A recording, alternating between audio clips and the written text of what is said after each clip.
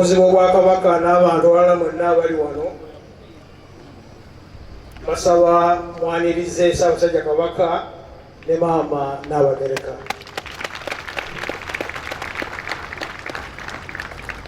Twanirize maama Namasole, twanirize Abalangira n'Abambejja, ate mukube engalo ez'omwanguka twanirize buli muntu mu kitiibwa Master of Ceremony kyatuwadde.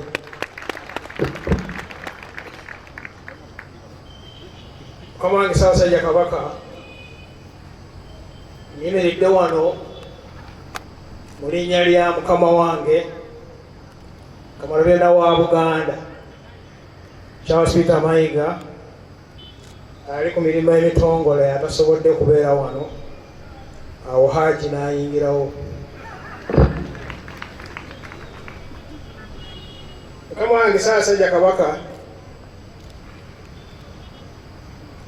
ensi yo Buganda erimu oba ekolebwa Obuganda obw'enjawulo. Bw'ogenda mu ddiini tulina akaganda k'Abasiraamu,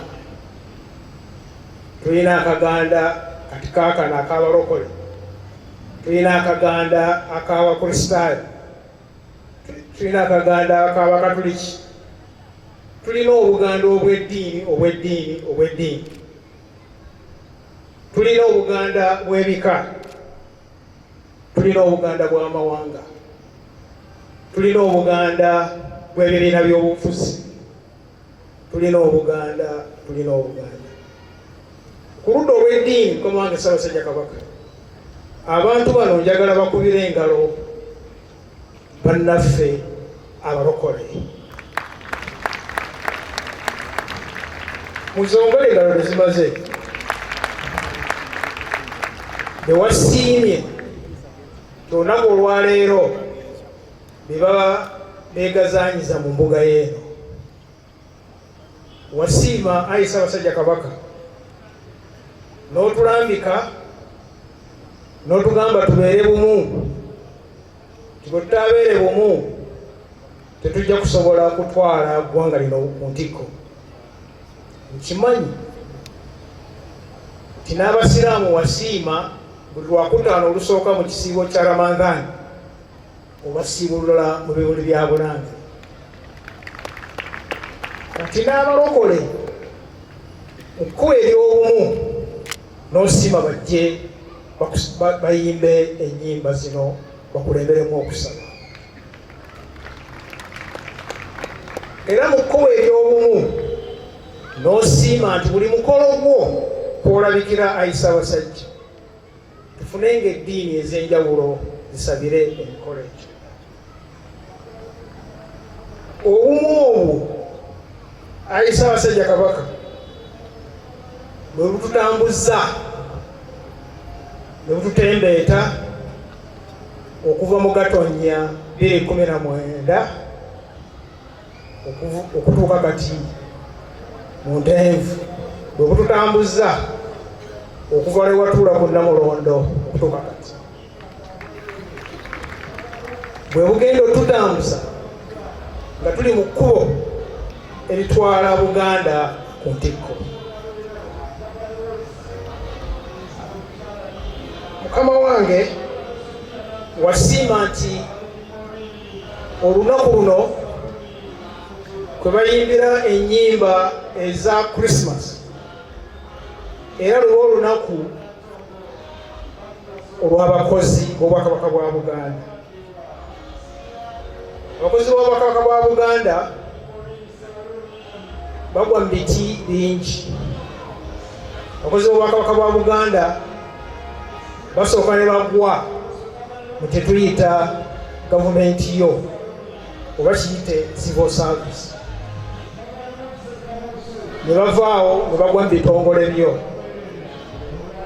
Mukama wange ku mutendera ogwa gavumenti yo mu kutula Nsanja 2019 omwaka guno mwe tuli, wasiima ayi Ssaabasajja Kabaka, gavumenti yo neefuna entereeza y'emirimu. Entereeza eyo egendera ddala era ekyagenda nga n'ekigendererwa ayi Ssaabasajja Kabaka, tuli mu kkowe eryeteekerateekera kye tusinga okwettanira enkola eya federal. Engalo muzongereezo kubanga okugitambuza n'egguka yeetaaga okweteekateeka. So wasiima tutereeze tweteeketeeke, era gavumenti yo ey'Obwakabaka emirimu tugikoze bulungi 2019, tugirondodde, twekubyemu ttooki, tumanyi ebirumira we bibadde era tusinzidde okugenda mu maaso 2020. Ayi Ssaabasajja Kabaka, ku mutendera ogw'abakozi bo be wasiima babeere nga be basaale mu kuteekateeka olunaku luno, watuleko mu mmunye nabo beekubire mu ngalo, kubanga wabaddewo okugenda mu maaso, wabaddewo okuwuliziganya obulungi bo bennyini mu bitongole ate ne gavumenti yo ayi Ssaabasajja Kabaka.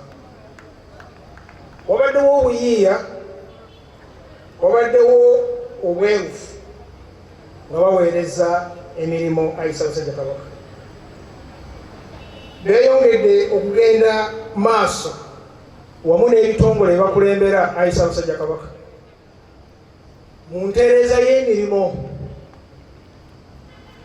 Beeyongedde okuwagira gavumenti yo ebitongole mu bikubire mu ngalo. Ebitongole bitambula ku mulembe omutebi. Enkiiko ez'obwannannyini ayi Ssaabasajja Kabaka ziyite zi annual general meeting zitudde era zituula. Enkiiko abayima b'ebitongole ba boards zituula era tuzirondoola. Abakozi bakola bulungi. Mukama wange Ssaabasajja n'abasinze bannaabwe obalabyeko. Weewaawo omulumulu tebubulamu era n'abasiiwuuka empisa babeerayo. Ne Mukama wange Ssaabasajja be batono abakola obulungi be basinga obungi.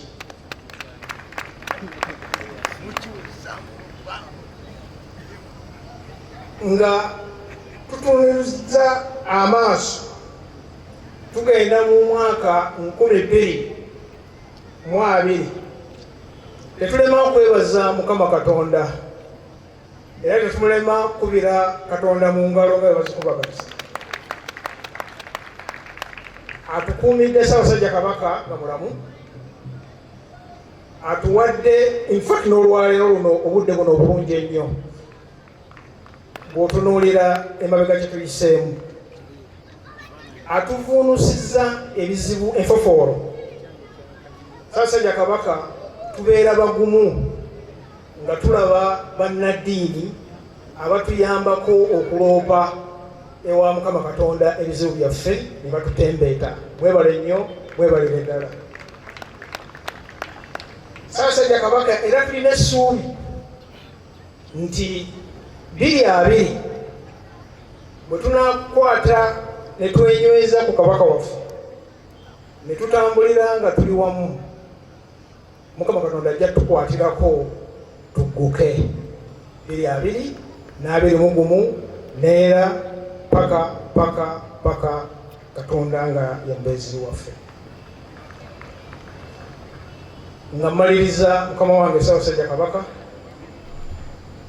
ennaku zino ezitandika n'olwaleero wasiimye gavumenti yo egende ewummuleko